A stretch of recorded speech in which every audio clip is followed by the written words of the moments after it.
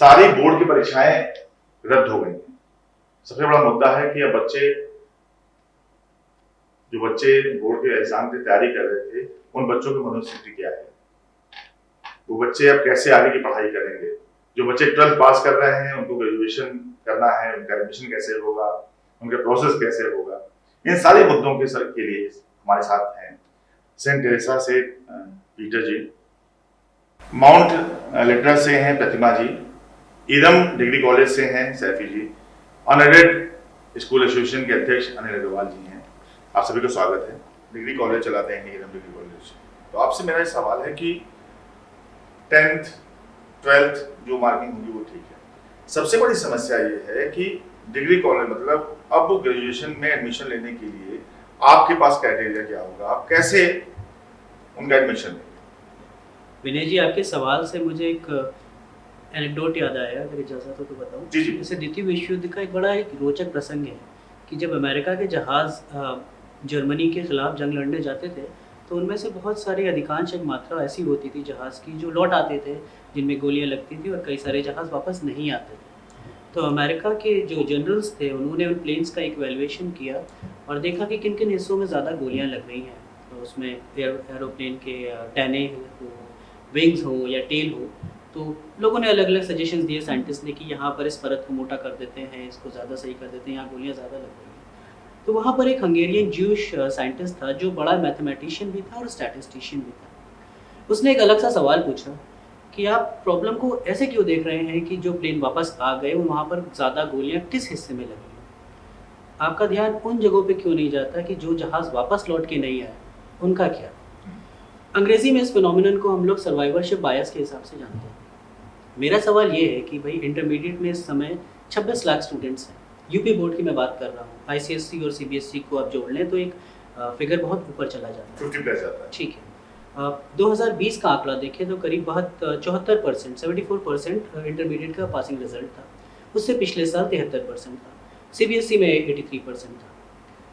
यानी कि अगर उसी एक आंकड़े को इस साल आप एप्लीकेबल करें तो करीब 26 लाख में से 7 लाख स्टूडेंट्स ऐसे हैं जो अमूमन फेल हो जाते हैं, लेकिन इस साल उनको प्रोन्नत कर दिया गया है।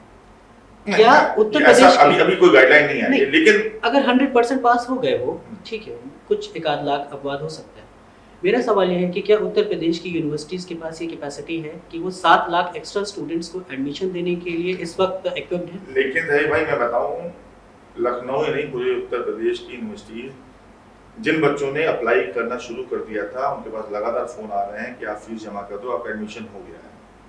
मेरी बेटी 12th पास आउट अभी किया नहीं है, एक बड़ा कॉलेज है उसमें उसने अप्लाई किया था, वो लगातार पिछले 3-4 दिन से फोन कर रहे हैं आप फीस जमा करो, एडमिशन हो गया है।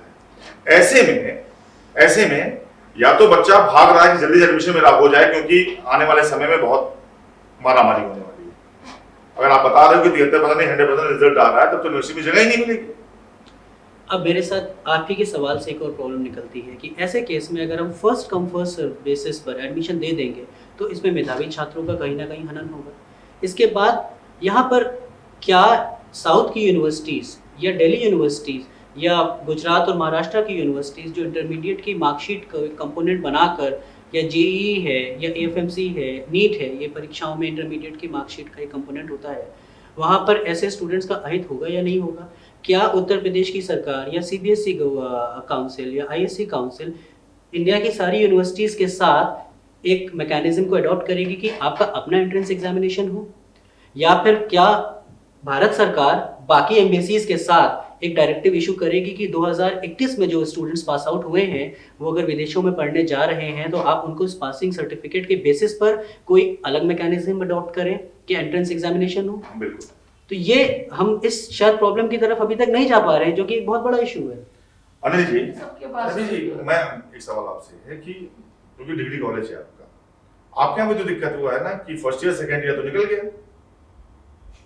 देखिए, फर्स्ट ईयर सेकंड ईयर तो गया, अब तो बच्चा थर्ड ईयर में गया। विनय जी, वो अपने क्लास टीचर को नहीं पहचानता होगा, अगर ऑनलाइन क्लास करता तो ठीक है, वो पता नहीं अपने स्कूल के कॉलेज के कमरे को जानता है नहीं जानता कि इस कमरे में हम जाते थे, और वो दो जो है साल निकाल गया उसने, फर्स्ट ईयर सेकंड ईयर निकाल लिया। सैफी जी जवाब दे उससे पहले क्योंकि आज थोड़ा मुझे हंसी आ रही है विनय जी, मैं माफी चाहता हूँ, लेकिन बच्चे तो यही बना रहे होंगे एक आध 2 साल कोविड और रहे, हम सीधे ग्रेजुएट हो जाएंगे। 100% ग्रेजुएट बच्चा हो जाएगा 1 साल के बाद। विनय जी, अगर भारत सरकार की आप गैजेट को पढ़ेंगे तो एजुकेशन मंत्रालय, अभी रिसेंटली नाम चेंज हो गया, लेकिन अभी तक ये मानव संसाधन मंत्रालय माना जाता है।